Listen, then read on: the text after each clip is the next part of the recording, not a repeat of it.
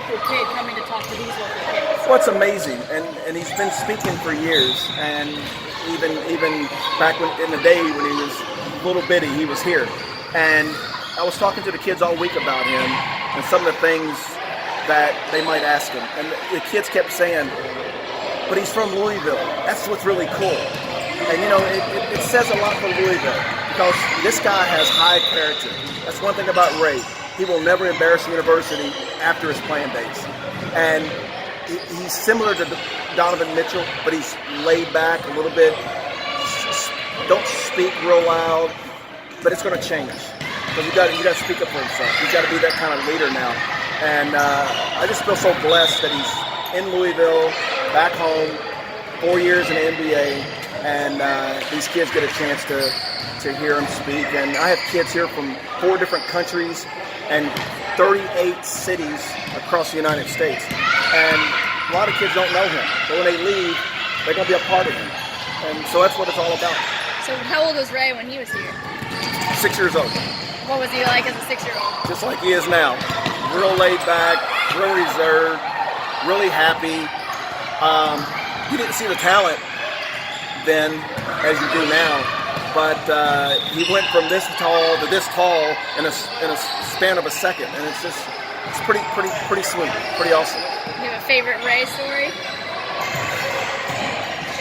Probably Puerto Rico. I mean, the kid was just watching him his freshman year and being around the other players, and he was kind of laid back still, but so much potential. And watching him lead, but kind of follow everybody, and then he had to become the leader of this basketball team his junior year. You watch that in him, but you watch him as a superstar when he was at Trinity, and watch him grow as a young man. He's got a great father, he's got a great family, unbelievable mom, and he's a very special kid.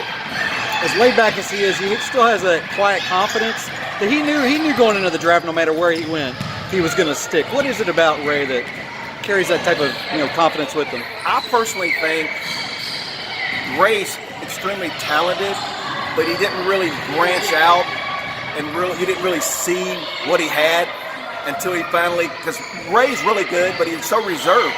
I mean, there are some games he'd kind of jog up the floor rather than push himself, but as people kept telling him, Ray, if you work your butt off, you got the talent, but if you put that work ethic into your talent, you can.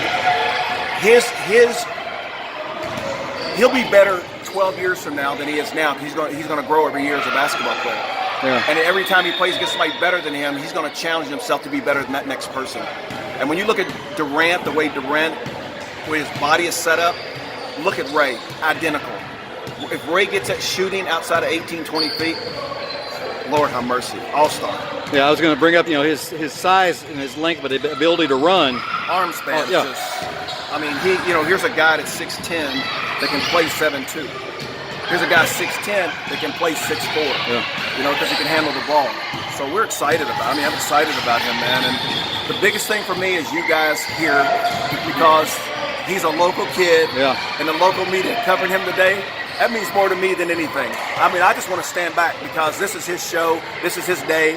And a lot of people haven't even really, he's been here for a little bit, but a lot of people haven't seen him because he don't get out, go to the clubs, he don't do those things. Yeah. So you guys covering him today, that means more to the former players than anything because he is our boy. How did you arrange for him to come here today? I talk to him all the time, and I do talk to his agent a lot.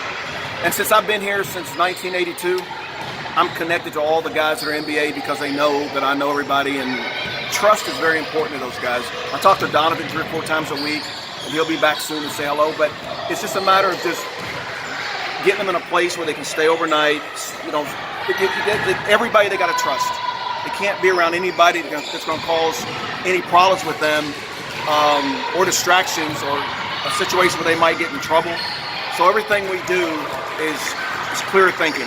It's about just making sure they are well taken care of, and if they stay in a local hotel, that the general manager knows that they're there and they're well taken care of. And it's those little bitty things. They're not under Donovan Mitchell when they stand at the Omni Hotel. They're celebrities. Yeah. I told the kids today, Ray Spalding is a millionaire, and I mean that's pretty cool to have that, beside your name. Yeah. And he's not the guy that's going to go buy a $300,000 car. It's not going to happen. He's going to take care of his money. He's going to take care of his family, and he's going to live a comfortable life. And explaining this to two of my grandkids that are 5 years old, you know, they ask 1,000 questions on the way to camp today about that. It's pretty sweet. My grandson here, Trey, his uncle's Andre Iguodala that plays for the Golden State Warriors. So he sees that all the time because he's at all the games. He's around Steph Curry and all those guys. So he's around that. And Donovan, he's one of those guys now. And Ray's gonna be. Robbie, did you watch Ray all during the summer league? And if you did, yes, I did. What were some of the things you noticed immediately changed from his game to college to have that level? Well, Ray was ready for the NBA. He's that talented. A lot of people in Louisville didn't see really how talented he was and how talented he is. Every player that played at Louisville, all the former players, it's really neat because we had a chance to really get to talk to Ray because he's a local kid.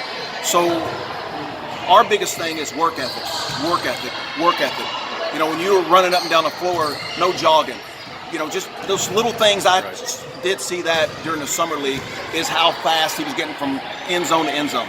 That was key because a lot of times, as you guys know, watching Ray, he didn't get from end zone to end zone when he played at Louisville, maybe like he could have. And I'm excited about where he is. I'm excited about his future, but his character. I talk about that all day to the kids, all week to the kids. His character is so high, his basketball IQ is so high that he's going to be very successful in the NBA and off the floor. How long have you guys been doing this camp? I've been doing it 34 years. How long have you been at Louisville? Like, you're not that old. 34 years. You're not that old. Yeah. Have you had who are some other former players you've had Oh my back God! over the years? I mean, you know, you talk all the way from DeJuan Wheat, Jason Osborne, all those kids been coming through my camp. Derek Anderson. There's so many, and you know they still come back. Milt's been here this week. Tony Branch has been here this week. Just having those guys, just the presence. Milt's grandson is one of the top 8th graders in the country, and everybody's recruiting. So Milt's grandfather, he's a grandfather, telling these kids that my son played for the Cleveland Cavaliers. Now my grandson is going to make a choice where he's going to play college basketball in a couple of years. So it's neat having these guys talk to the kids because they hear me all week. But when they actually see it, Tony Branch is one of the best speakers you ever hear.